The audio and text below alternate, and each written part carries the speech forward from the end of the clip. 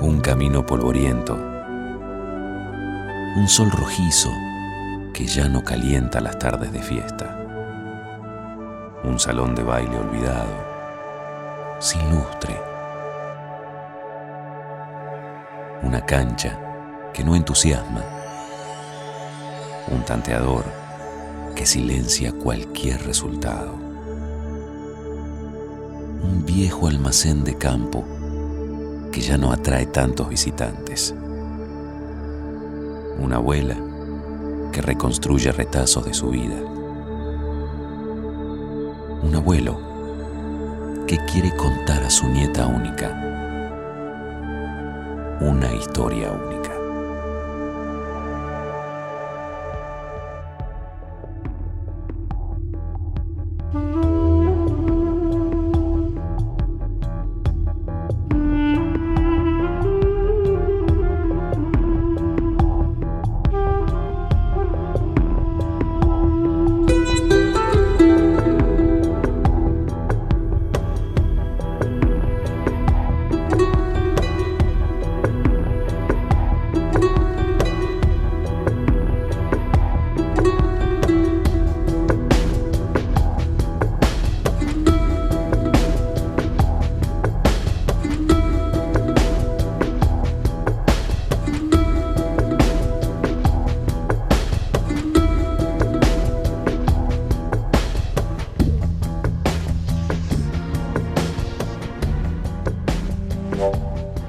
Las pulperías, los almacenes de ramos generales, los boliches de campo, muestran parte de la memoria de lo que algún día fuimos.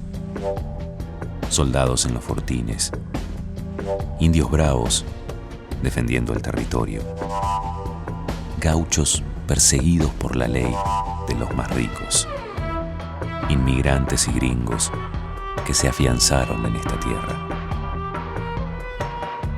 En el siglo XIX se censaron más de 350 pulperías, esquinas y almacenes en toda la provincia de Buenos Aires. Estos comercios fueron el centro de reunión de la peonada. Allí eran comunes las riñas de gallos, los naipes, las carreras cuadreras.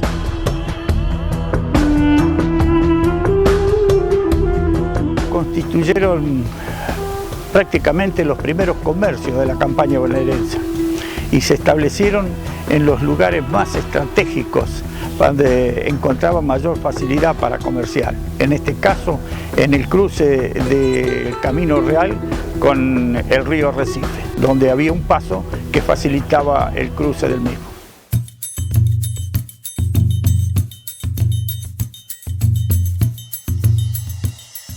Muchas veces dieron nacimiento a poblados y parajes. Fueron muy conocidas en su momento la pulpería Miramar de Carlos Casares, la esquina de Argúas en Coronel Vidal, la pulpería El Torito en Varadero, el almacén Miraflores en el camino que une Azul con Tandil, el Recreo de Navarro, la pulpería La Blanqueada que inmortalizara Guiraldes en su segundo Sombra, y el gran protagonista de la historia que vamos a contar, el almacén El Universal, conocido hoy como el almacén Beladrich. Las pulperías, con el devenir del tiempo, se constituyeron en verdaderos almacenes, facilitando el comercio, que con el tiempo se transformaron en almacenes de ramos generales que facilitaban no solo la venta de mercadería a los pobladores, sino también que compraban parte de la producción. Pero también los almacenes de campo hacían las veces de banco de préstamos para aquellos que no tenían acceso al sistema financiero formal. Los grandes terratenientes, diría yo, tenían acceso al crédito en aquel momento, no así los pequeños productores de la zona que necesitaban el apoyo de alguien que no fuera un ente oficial. Y en ese caso intervenían los almacenes de campo que facilitaban en muchas oportunidades con créditos otorgados no solamente para la compra de herramientas, sino en algunos casos para la compra de campos también. el almacén Veladrich se alzó en un lugar estratégico, muy cerca del puente de hierro que tiende su arco sobre el río Arrecifes y en el paso más bajo del camino a San Pedro. En 1895 era apenas una pulpería que funcionaba sobre tierras que había heredado la joven María Petrona Albarracín, casada con don Ignacio Alustiza. La pulpería fue adquirida por Alustiza, que le dio otro aspecto a la misma, transformándola en un pequeño almacén, que más tarde lo trasladó a las proximidades del lugar, donde más tarde aparecería un personaje que le daría trascendencia a este paraje. Ese personaje se llamaba Andrés Veladrich y era el hombre que definitivamente iba a hacer famoso este lugar.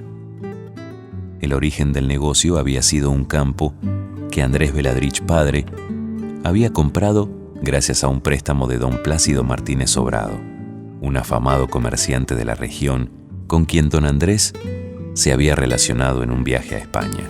Don Andrés Veladrich transformó el pequeño almacén en un almacén de ramos generales que vendía no solamente comestibles, sino que ofrecía mercadería de todo tipo, tanto de tienda, de farmacia, como herramientas y materiales de trabajo, lo que hizo que progresara muy fácilmente y que su capital no lo hiciera únicamente con la venta de copas en el bar. En gran medida, el destino del lugar estuvo marcado por la personalidad de Andrés Veladrich, un hombre callado y servicial que se había ganado el respeto de los peones y productores de la zona. De Andrés recuerdo que era un hombre muy bueno, bastante parco, no hablaba mucho, más bien escuchaba mucho, pero no era de conversar, se sonreía generalmente, pero observaba mucho las cosas. Cuando llegaba la hora de cerrar el almacén y tenía alguno medio pesado porque había bebido, él empezaba como a silbar y con una botella regaba el piso porque tenía que limpiar el almacén. De paso, le iba tirando un poco de agua hacia los pies para que se apurara y se fuera.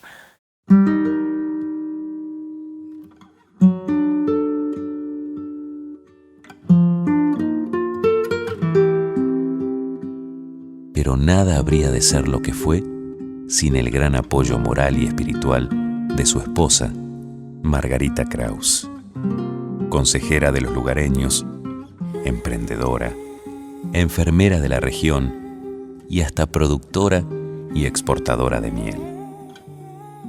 Margarita era enfermera, la doctora, era todo. Margarita andaba con la azada plantando una cebolla, como se subía en la Guaturé que tenía, esa cuadradita Chevrolet, y iba de noche a veces a curar a algún enfermo. Venían a mi casa, o si no, como le ha tocado algunas veces, que es la que yo me acuerdo, que había un nene que le estaban dando inyecciones cada 4 horas, y la vinieron a buscar en un sulky porque llovía a cántaro.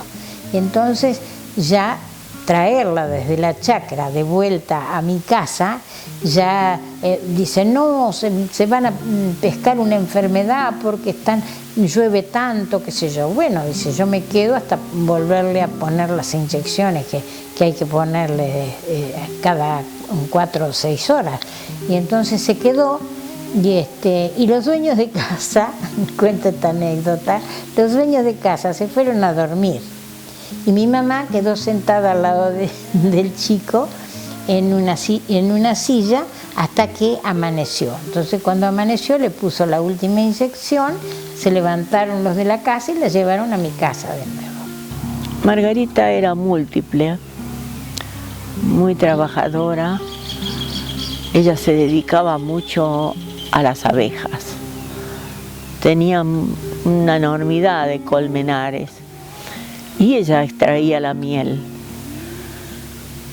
porque yo no me atrevía. Yo me picaba una abeja, me hinchaba mucho, le tenía como terror a las abejas, pero ella con su sahumerio, su aparato de echar humo, se arreglaba a veces sola, sacaba kilos y kilos.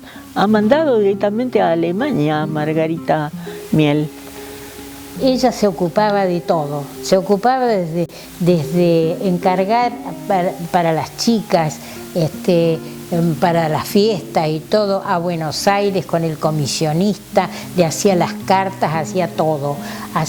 También hacía los vestidos, porque ella se había recibido en el Colegio de Hermanas de Corte y Confección, y entonces les hacía los vestidos a las chicas, hacía los vestidos de casamiento, los vestidos de 15, todas esas cosas, siempre estaba ella ocupada en eso. El gran avance de la región lo iba a generar, sin dudas, la aparición del club El Universal, institución que nació de la propia necesidad de los vecinos. Y yo recuerdo que el almacén era de chapa, paredes de chapa tenía también. Y bueno, pero se hace toda de material, con pisos de mosaico, pisos de madera. Se renueva todo, queda muy lindo. Este club, que Andrés Veladrich imaginaba como un centro de reunión y de fiestas, finalmente cargaría con la impronta artística de quien lo erigiera, el constructor Reggiani, que era además director de teatro. Él ya tenía la idea de que en el club él iba a poder hacer sus obras de teatro que él aspiraba a hacer. Entonces empezó a ver gente, chicas y muchachos que por ahí no se animaban a estar en un escenario, y entonces se los convenció y empezó con las obras de teatro y tuvo un éxito pero enorme. Y vecinos que aceptaban porque les gustaba, ¿no es cierto? Hay que tener condiciones y gustarle a uno el participar. Cuando yo vine, participé en la obra El Bruto, que recuerdo que hacía el primer papel. Los músicos de la época dorada de los grandes bailes y las grandes orquestas llevarán para siempre en su memoria su paso por el club El Universal. Todos los bailes de campo, lo que tenía que tocar como loco, empezaba a las 10 de la noche, 10 y media, y tocaba hasta la 1 de la mañana, ¿viste?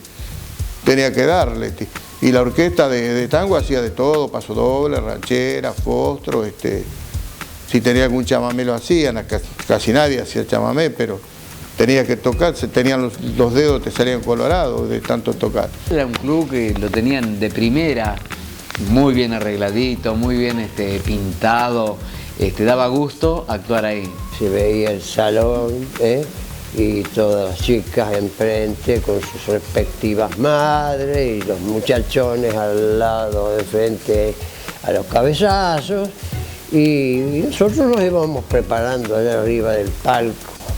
Era aquello de empezar bailando y bailar hasta la última pieza, ¿no? Hay gente que venía en sulque, a caballo, a veces en camiones. Yo recuerdo gente de Varadero, de Arrecife, de Colonia Velas, de acá de San Pedro, pero gente de todos los pueblos que nos rodeaban. Como era piso de madera, se pasaba el trapo, y se limpiaba todo bien limpio el piso, y cuando estaba todo seco, rayábamos la cera de las velas con unos ralladores grandes, rayábamos y desparramábamos todo la estearina por el piso, y entonces los que bailaban enceraban el piso sin querer.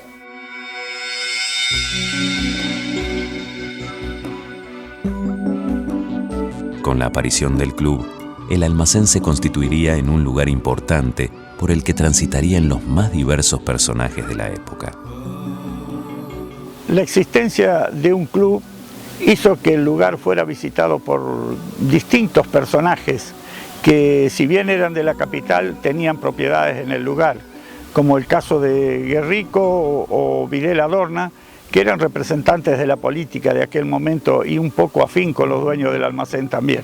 Ahora, otros personajes también pasaron por el lugar o estuvieron aquí, como el caso de Molina Campo, que abrevaba en estos lugares los personajes que él transcribía luego o transmitía a través de sus dibujos.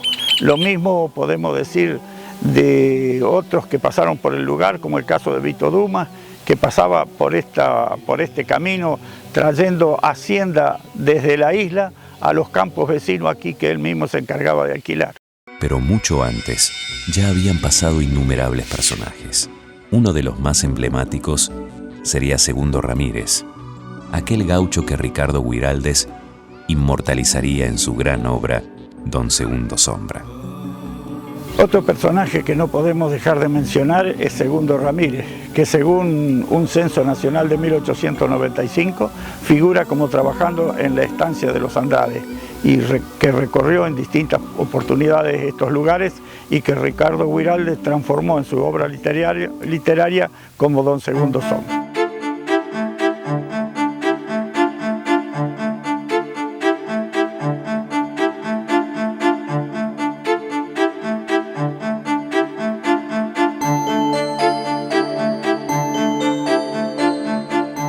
Pero la llegada, en los años 40, de un modelo económico que contemplara también el desarrollo nacional de nuestra industria, iba a traer consecuencias para gran parte de la Argentina rural, y el almacén y el Club El Universal sintieron el impacto.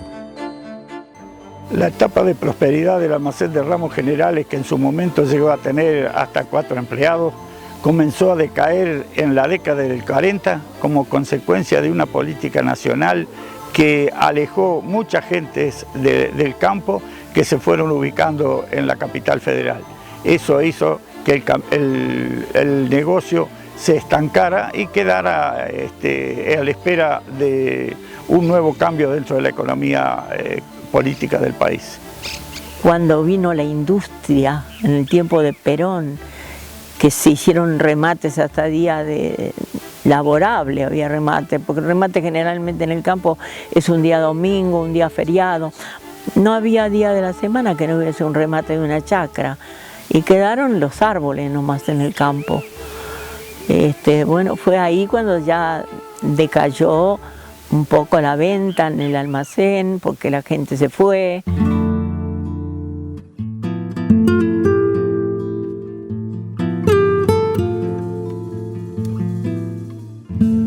Lo que vino después sería un gran cambio en la Argentina.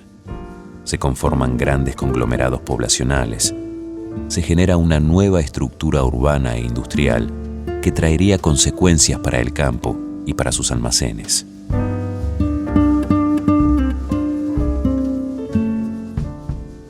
Hoy, Yasmín Soca, la nieta de Andrés Veladrich, puede entender aquel pasado escuchándolo de boca de sus abuelos.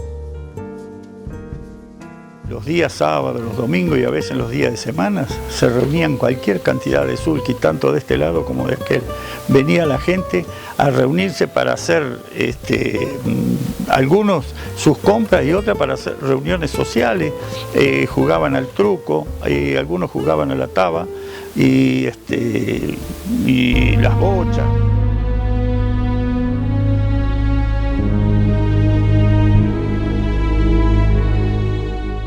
Las sombras de aquel pasado se ciernen sobre las viejas estructuras que ya no volverán a alegrar las tardes de la peonada, ni los sábados de grandes bailes.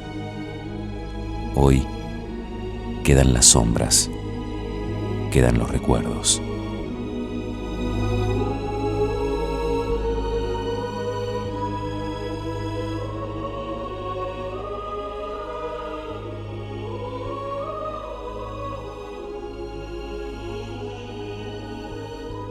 siempre es una constante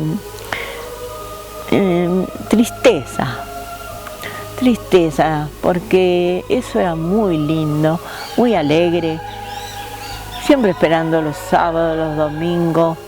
Ahí hacíamos obras de teatro y la matiné, la reunión de vernos los vecinos, de escuchar música. Viejo almacén de campo, que resiste el olvido, que aguantás, inclaudicable, tus 100 años, que ya no seducís visitantes como en la Edad Dorada, pero en cambio enmudeces a todos con tu inquebrantable silencio. Almacén Veladrich, que resiste, tenés que saber que tu brillo no se apaga. Si una abuela reconstruye en retazos tu vida y un abuelo cuenta a su nieta única tu historia única.